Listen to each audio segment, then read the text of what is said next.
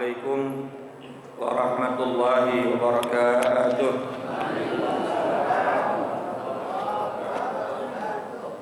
Ya Rabbi bil Mustafa balligh maqasidana waghfir lana ma madha ya wasi'al karami.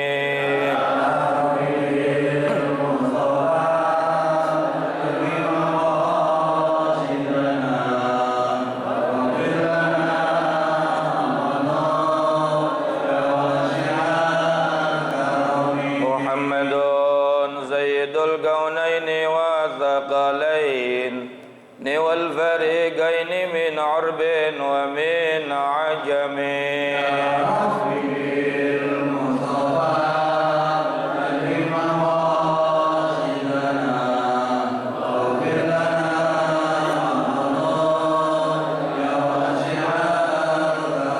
نبينا الآمر النهي فلا أحد أبر في قول لا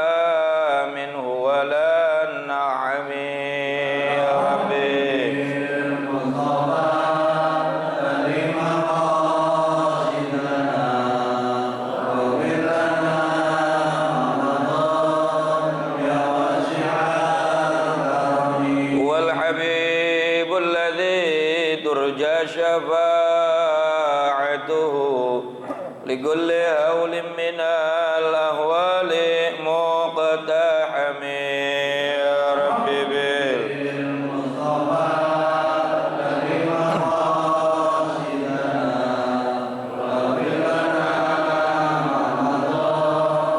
يا واسع الكرم اللهم صل وسلم Alhamdulillahi wa kafa wassalatu wassalamu ala ibadihi alladhina istafa wa ala alihi wa sahbihi ahli sidqi wal wafa amma ba'du. Yang saya muliakan para alimil ulama, guru-guru kita Kiai Haji Dr. Andes Muhammad Ja'far, Kiai Haji Farah Furqan, Kiai Haji Ahmad Habibi Abdul Rashid Ramli. Semoga beliau-beliau semua diberikan kesehatan, afiat, panjang umur dan barokah ilmunya buat kita semua. Pengurus Masjid Al-Jihad Bapak Ustadz Husaini Mukri, Bapak Haji Sujana, dan juga pengurus Majelis Ta'lim Bukhwa Islamiyah Ustadz Haji Basrain, Ustadz Haji Muhammad Tahir, dan seluruh para jamaah Bapak Ibu yang mudah-mudahan semuanya dimuliakan Allah Subhanahu wa taala. Tanpa berpanjang kalam, mari kita lanjutkan kembali pembahasan kita. Sebelumnya kembali baca suratul Fatihah, mudah-mudahan Allah menambahkan keberkahan ilmu kepada kita semua sehingga kita bisa mendapatkan keberkahan dan keselamatan hidup dunia dan akhirat. Al-Fatiha bil qabul wa ila hadratir Rasul ala hadhihi niyyah wa ala kulli niyyatin salihah wa ala man nawa salaf salih wa ila hadratin Nabil Mustafa Sayyidina wa Habibina Syafi'ina Karimina wa Maulana Muhammadin sallallahu alaihi wa sallam wa ala alihi wa azwajihi wa dhurriyyatihi wa alibaitil kiram.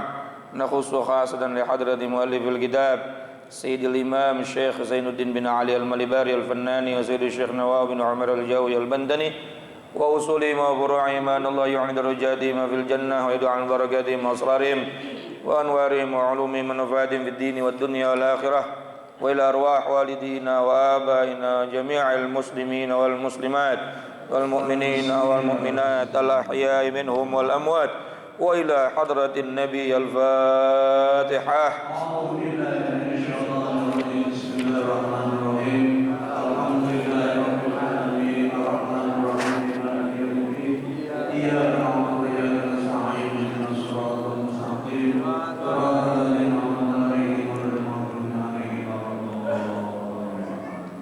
Bismillahirrahmanirrahim. Qala al-musannif rahimahullahu ta'ala wa nafa'na bi'ulumihi wa amadna bi asrari fid dharain amin. Wa yusannu as-salamu qabla al-kalam. Disunnahkan memberikan salam sebelum berbicara. Sunnah. Berarti walaupun berbicara juga tidak haram, tetapi kurang mendapatkan kesunnahan, keafdolan. Afdolnya sebelum salam itu jangan ada apa-apa, kecuali langsung salam. Kemarin sudah kita bahas. Wal musafahatu 'indas salam, dan disunahkan pula berjabatan tangan pada saat mengucapkan salam. Jadi salam hukumnya sunnah, keafdolannya sebelum salam jangan bicara apa-apa, ditambah lagi afdolnya pada saat mengucapkan salam jika bertemu kepada seseorang yang ingin kita uluk salam disempurnakan dengan berjabat tangan. Masya Allah, ini udah kita lakukan dan mudah-mudahan kita terus bisa amalkan. Ma min muslimaini yaltaqiyani fayatasafahani ghufira lahu qabla an yatafarraqa. Dua orang muslim bertemu lalu dia berjabatan tangan, maka Allah Subhanahu wa taala ampuni dosa keduanya sebelum jabatan tangannya dilepas. Jadi kalau salaman lamaan dikit. Ya. Walaupun sebentar juga diampunin dosanya. Tapi ma minal gulub ilal gulub, apa yang keluar dari hati, salamannya seneng, ceria, ikhlas, maka itu lebih utama dan lebih afdal. Dan jabatan tangan itu bisa menghapus dosa dari orang yang berjabat tangan.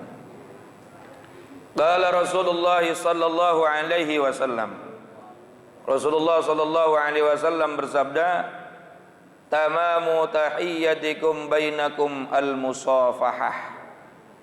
Penyempurna penghormatan kalian di antara kalian adalah al-musafahah, dengan berjabat tangan. Jadi jabatan tangan kita kepada orang lain itu merupakan bentuk penghormatan. Bentuk apa, Pak? Penghormatan. Kadang ada orang salaman udah disalam kagak jawab, diajakin salaman kagak diucapin salam kagak jawab, diajakin salaman kagak mau. Padahal itu bentuk kehormatan dan penghormatan yang luar biasa menurut pandangan syariat, adalah seseorang yang mengucapkan salam kepada orang lain diiringi dengan berjabat tangan. Dan afdolnya luar biasa. Kemarin kita bahas tuh. Ya, hadis sebelumnya, idza sallamal muslim 'alal muslim faradda 'alaihi sallat 'alaihi al malaikatu 70 marrah. Ya. Apabila seorang muslim mengucapkan salam kepada orang muslim yang lain, lalu yang diucapkan salam itu menjawab salamnya, Allah Subhanahu wa taala kirimkan para malaikat untuk berdoa, bersolawat kepada orang yang menjawab salam itu 70 kali. 70 marrah, 70 kali. Menjawab salam orang itu dapat solawatnya malaikat 70 kali. Solawatnya malaikat itu bentuknya rahmat Allah, permohonan rahmat kepada Allah, permohonan ampunan kepada Allah untuk orang yang menjawab salam.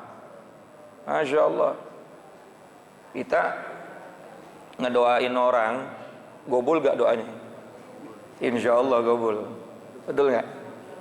1, 2 orang, 3 orang, 4 orang, 40 orang kata Nabi, lebih digobul lagi. Ini yang doain malah bukan cuma 1 malaikat, 70 malaikat. Yang la ya'sunallaha amarahum wa yaf'aluna ma yu'marun.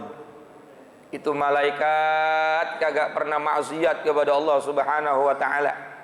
Wa yaf'aluna ma yu'marun, senantiasa mengerjakan apapun yang Allah perintahkan. Makhluk yang suci. Ya. Dia berdoa kepada Allah untuk kebaikan kita. Cuma barokahnya jawab salam. Tapi masih ada yang malas. Ya. Jawab salam masih aja ada yang padahal hukumnya udah wajib, lalu didoain sama malaikat. Ya. Kemarin kita bahas juga tuh, menjawab salam itu hukumnya bisa fardhu ain, bisa fardhu kifayah. Yang fardhu ain bagaimana? Ketika salam itu face to face, berhadapan, person to person, 1 lawan 1. Saya salam sama Bapak secara face to face, maka yang jawab secara langsung itu atau orang yang dituju itu wajib hukumnya jawab salam. Tapi kalau yang diucapkan salamnya orang lebih dari 2, seperti sekarang nih, maka hukum menjawabnya fardu kifayah. Kalau nggak ada yang jawab sama sekali, satu masjid dosa semua. Semua diem. Malas gua jawab salam dia, sambar geledek. Ya Allah, maka semuanya dosa. Tapi kalau face to face, ya dosa sendiri. Mau yang salamnya musuhnya kek, mau siapa kek, asal dia orang muslim, maka hukum menjawabnya adalah wajib. Bahkan sunnah untuk diperbagus jawabannya. Wa idza huyyitum bi tahiyyatin fahayyu bi ahsani minha aw rudduha. Kita wajib jawab salam minimal sama dengan salam yang diucapkan oleh orang yang menguluk salam, tapi afdolnya menjawab dengan yang lebih baik. Kalau yang salam assalamualaikum, tambahin waalaikumsalam warahmatullahi. Yang salam assalamualaikum warahmatullahi, tambahin waalaikumsalam warahmatullahi wabarakatuh. Yang salam adalah assalamualaikum warahmatullahi wabarakatuh, tambahin lagi waalaikumsalam warahmatullahi wabarakatuh wa maghfiratuh. Nah, ada jawaban yang lebih baik karena hakikatnya kita lagi didoain. Nah, gimana Tat? Yang salamnya itu orang non muslim. Yang salam itu orang non muslim. Dalam hadis riwayat Imam Muslim dan Imam Bukhari sahih dalam kitab Tafsir Munir, Syekh Nawawi mengatakan kita nggak boleh mendahului salam kepada orang non muslim. La tabda'us salam 'alal yahud, kata Nabi. Jangan kamu mulai salam kepada orang Yahud. Walaupun ada ulama mengatakan boleh ucapkan salam kepada orang non muslim dengan kalimat yang berbeda. Assalamu ala manittaba'al huda. Begitu kalimatnya. Tapi jawab kalimat jelasnya, jangan kamu mendahului salam kepada orang non muslim. Lalu gimana Tat? Yang salam dia duluan. Yang salam dia duluan. Syekh Nawawi dalam kitab Tafsir Munir ya mengatakan jawabnya hanya cukup wa alaika saja. Assalamualaikum Tat. Assalamualaikum Pak. Yang salam siapa nih? Orang non muslim. Maka cukup jawabnya wa alaika. Wa alaika. Kalau misalnya dia kalimatnya assalamualaikum, maka jawabnya juga boleh wa alaikum saja, tanpa meneruskan kalimat salam warahmatullahi wabarakatuh. Cukup sampai kalimat wa alaika atau wa alaikum. Nah, Al-Imam Hasan Al-Basri menerangkan bahwa kenapa tidak menambahkan kalimat warahmatullahi wabarakatuh. Kalau wa alaika atau wa alaikum atau wa alaikassalam atau wa alaikumussalam ini maknanya masih universal. Kalimatnya dunia. Semoga kamu selamat. Semoga kamu sejahtera. Mendoakan non muslim dengan kalimat-kalimat dunia masih boleh. Mudah-mudahan kamu sehat. Mudah-mudahan bisnis kamu sukses, itu masih boleh. Tapi kalau sudah kalimatnya warahmatullahi wabarakatuh, ini kaitannya dengan akhirat, dunia dan akhirat. Ampunan Allah, rahmat Allah, keselamatan nanti di akhirat. Nah, ini yang nggak boleh diucapkan kepada siapa? Non muslim. Kira-kira alasannya paham nggak nih? Insya Allah. Jadi cukup dengan menjawab wa alaika atau wa alaikum. Karena alasannya kenapa? Kok itu kan doa juga? Iya, doa dalam urusan dunia masih diperbolehkan terhadap orang yang non muslim. Tapi kalau udah urusannya ampunan, udah urusannya rahmat Allah, keselamatan akhirat, suara nyambung, maka nggak usah ditambah lagi dengan kalimat waalaikumsalam warahmatullahi wabarakatuh. Nah, ini khusus untuk orang Dulu Nabi SAW pernah punya orang yang numpang di rumahnya beliau, orang Yahudi. Bapaknya meninggal dunia. Lalu anak ini minta sama Nabi buat ngurus jenazah bapaknya. Nabi datang, Pak, diurusin jenazahnya tuh, dimandiin. Habis dimandiin, si anak Yahudi ini bilang, "Ya Rasulullah, aku ingin sorban kamu dijadikan kain kafannya." Dijadiin kain kafannya sama Rasulullah tuh, Pak. Padahal siapa? Non muslim. "Ya Rasul, aku ingin engkau yang masukkan dia ke liang lahat." Dimasukin sama Nabi ke liang lahat. Luar biasa Nabi, Masya Allah. Padahal siapa? Yahudi. Pada saat udah di liang lahat, diminta lagi sama nih anak, "Ya Rasulullah, doakan dia supaya mendapatkan ampunan Allah." Rasulullah doain. Ntar dulu nih, jangan dipotong dulu ya. Rasulullah doain supaya dia diampuni oleh Allah, turun ayat Al-Qur'an, istaghfir lahum aw la tastaghfir lahum in tastaghfir lahum 70 marratan falayaghfirallahu lahum.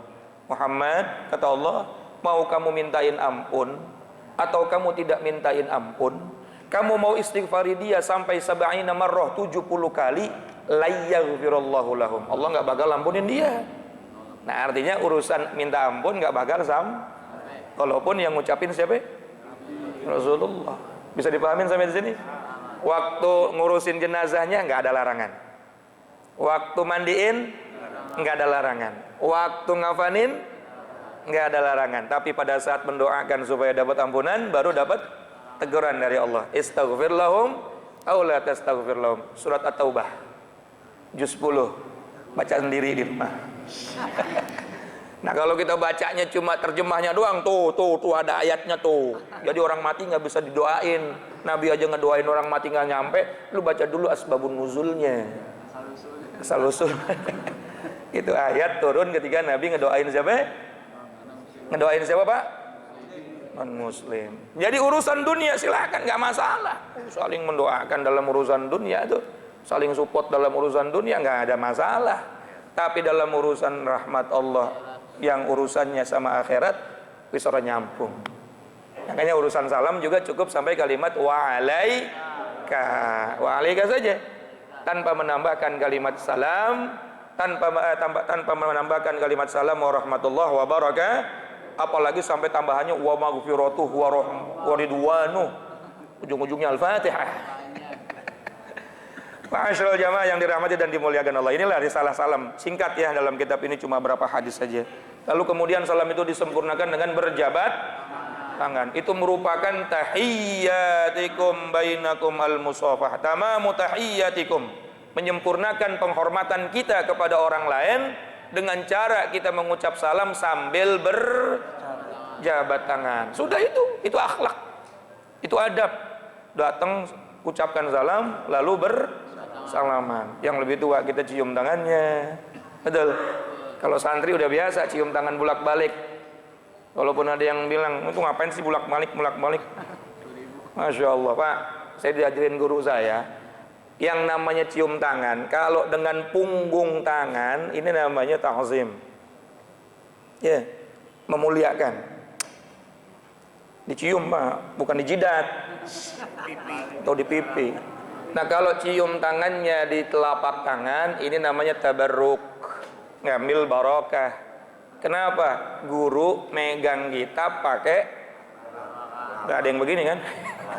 Guru baca Quran pakai, dan telapak tangannya pernah menyentuh gurunya, gurunya pernah menyentuh gurunya, gurunya pernah menyentuh gurunya, gurunya sampai Syekh Nawawi, terus guru sampai ke sahabat, guru sampai ke Rasulullah sallallahu alaihi. Keberkahan banyak di telapak tangan. Makanya banyak dicium telapak tangannya. Begitu pula orang tua kita. Mereka cari nafkah pakai ibu kita juga kalau lagi masak bukan pakai punggung tangan kan. Ngakel nasi pakai, nyuciin baju kita waktu kecil pakai, banyak barokahnya. Nah, itu rahasianya. Itu cuma ya santri sudah biasa kayak gitu, cuma kalau di masyarakat jadi perdebatan berlebihan. Padahal Masya Allah di sini banyak luar. Nah, kalau begini namanya ta'zim, dicium tangan telapaknya namanya tabarruk. Nah, itu ada dalam kitab-kitab akhlak, kitab-kitab adab. Masya Allah. Nah, mudah-mudahan ini menjadi penyempurna daripada risalah salam. Mudah-mudahan Allah Subhanahu Wa Taala berikan kita ilmu manfaat. Nah, setelah ini kita nggak lagi males jawab salam, karena hukumnya pahalanya 70 malaikat mendoakan ampunan. Wallahu a'lam bishawab. Assalamualaikum warahmatullahi wabarakatuh.